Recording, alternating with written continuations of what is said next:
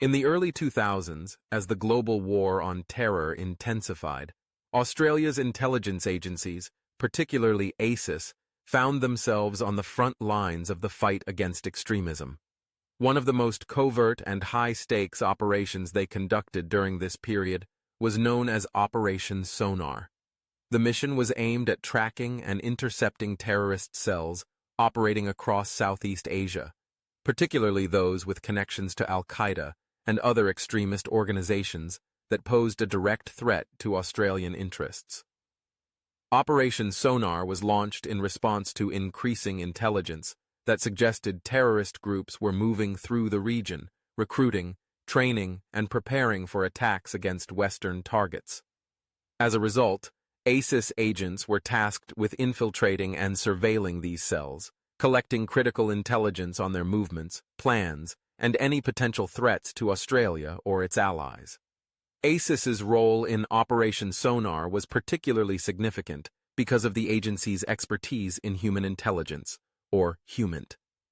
The agents involved were skilled in working undercover, blending into local environments, and establishing networks of informants who could provide real-time information about the activities of extremists. With the threat of radical violence looming large, the agents had to move carefully and discreetly. The stakes were high, and the consequences of failure could have been disastrous. Throughout the operation, ASIS agents deployed a variety of methods to gather intelligence.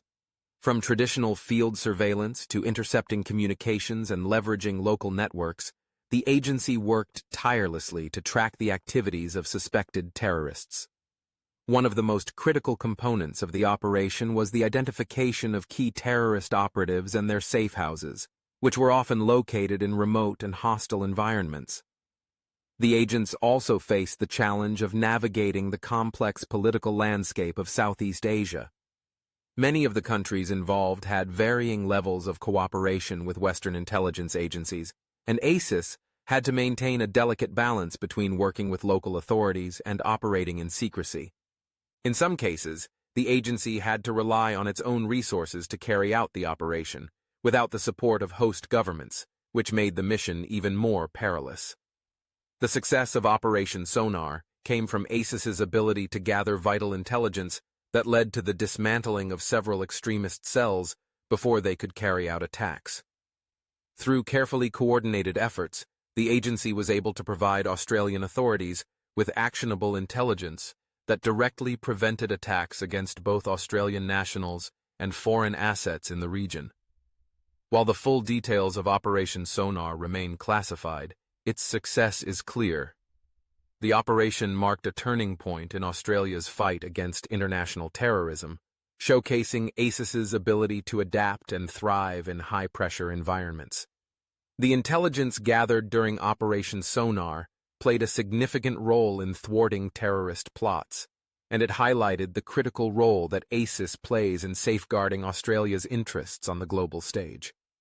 ASIS's work on Operation Sonar serves as a quiet reminder of the agency's dedication to protecting the country from threats that often remain unseen by the public.